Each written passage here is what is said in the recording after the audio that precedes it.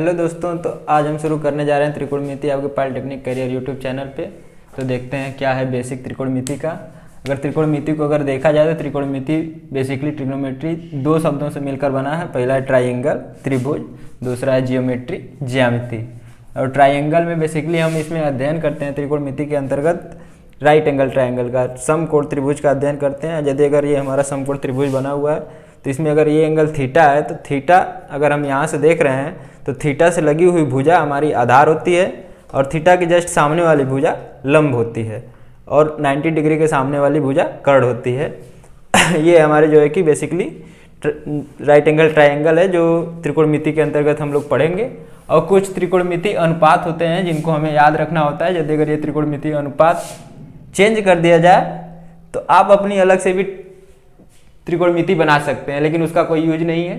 तो इसी अनुपात के अनुसार हम लोगों को चलना होगा। तो ये कुछ त्रिकोणमिति अनुपात है जिसमें साइन थीटा बराबर दिया हुआ है, लंब बटा के कर्ण, लंब को परपेंडिकुलर पी से डिनोट करते हैं और जो कर्ण को हाइपोटेनस एच से डिनोट करते हैं। और देखा जाए तो कॉस थीटा बराबर होता है आधार बटे कर्ण, आधार को बी से डिनोट करते हैं बेस और कर्ण को हाइपोटेनस एच से डिनोट करते हैं।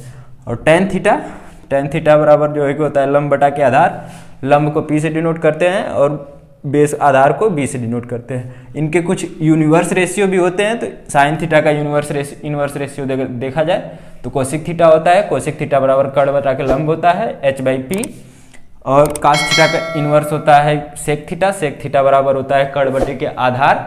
वही यदि अगर देखा जाए टेन थीटा का इनवर्स तो टेन थीटा का इनवर्स होता है आधार बटे के लंब, इसको बी बाई पी से डिनोट करते हैं। तो ये कुछ हमारी बेसिक रेशियो हैं त्रिकोणमिति के। इसके आगे हम बढ़ते हैं, थोड़ा पाइथागोरस प्रमेय के बारे में जानते हैं, फिर उसके बाद इस पर कुछ बेस्ट सवाल को देखते हैं।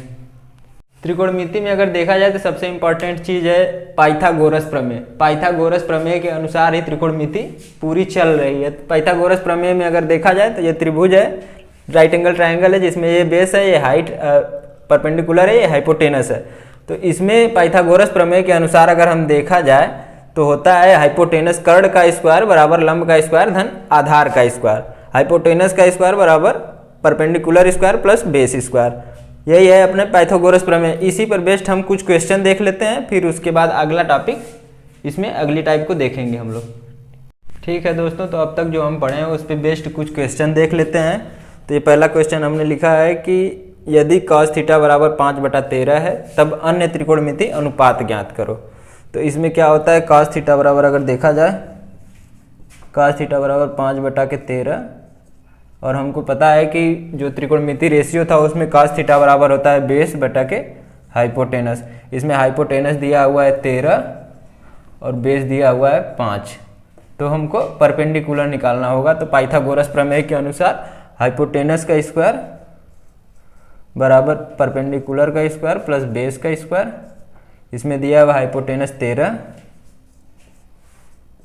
बराबर परपेंडिकुलर हमको निकालना है P और प्लस बेस का स्क्वायर दिया हुआ है 5 का स्क्वायर। अगर यहाँ से हम P को कैलकुलेट करें तो अंडर रूट में 13 का स्क्वायर बराबर 169 माइनस 5 का स्क्वायर बराबर 25। फिर यहाँ से P बराबर निकल जाएगा 12 अंडर रूट 144।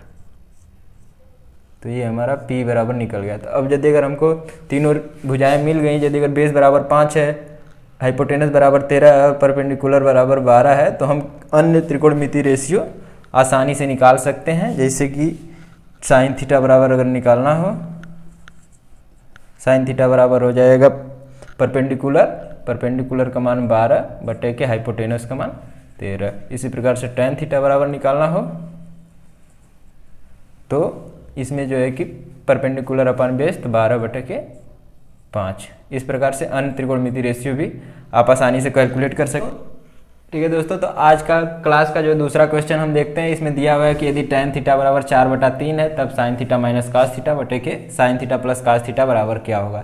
ये आपके पॉलिटेक्निक एंट्रेंस एग्जाम में आया हुआ क्वेश्चन है, तो इसको देखें और ऐसे ही क्वेश्चन आपके पॉलिटेक्निक एंट्रेंस एग्जाम में आएंगे। इसमें दिया हुआ है टेन थीटा बराबर दिया हुआ है, तो टेन थीटा बराबर आपको पता है कि होता है परपेंडिकुलर अपान के बेस। इसमें परपेंडिकुलर अगर देखा जाए तो 4 दिया हुआ है, बेस दिया हुआ है 3।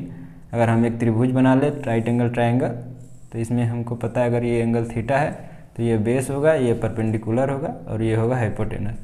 अब बेस बराबर दिया हुआ है 4, बेस बराबर दिया हुआ है 3 और परपेंडिकुलर बराबर 4 दिया हुआ है। तो हाइपोटेनस अगर हम निकालेंगे पाइथागोरस प्रमेय का उपयोग करके, तो अगर हम देखें पाइथागोरस प्रमेय के उपयोग से परपेंडिकुलर का स्क्वायर प्लस बेस का स्क्वायर बराबर √4 का स्क्वायर प्लस 3 का स्क्वायर।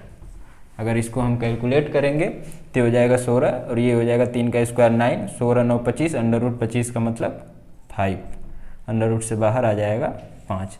तो यहाँ से अगर हाइपोटेनस निकल गया तो हम साइन थीटा बराबर निकाल सकते हैं कि साइन थीटा बराबर होगा परपेंडिकुलर अपन हाइपोटेनस। हाइपोटेनस हम 5 निकाल चुके हैं, तो यहाँ साइन थीटा अगर निकालेंगे तो परपेंडिकुलर P बराबर होगा 4 और हाइपोटेनस दिया हुआ है 5। तो साइन थीटा बराबर हो गया और यहाँ हमको क्वेश्चन में चाहिए कास थीटा। तो कास थीटा बराबर कैलकुलेट करेंगे तो बेस बाई हाइपोटेनस होता है कास थीटा बराबर। तो बेस की वैल्यू दी हुई है 3 और हाइपोटेनस हम कैलकुलेट किए हैं 5, तो ये हो जाएगा 3/5। अब हम इसको क्वेश्चन में पुट करेंगे तो साइन थीटा बराबर 4/5